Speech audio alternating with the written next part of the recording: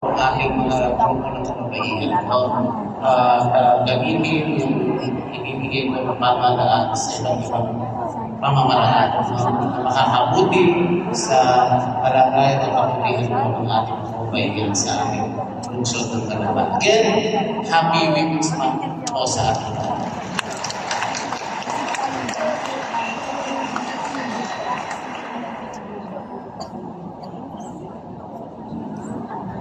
Salamat po, Mayor.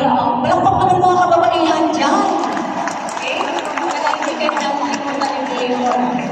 At ngayon po, ang susunod na bahagi ng ating programa ay isang pagbubugay sa mga kababaihan tunay na kahanga-hanga.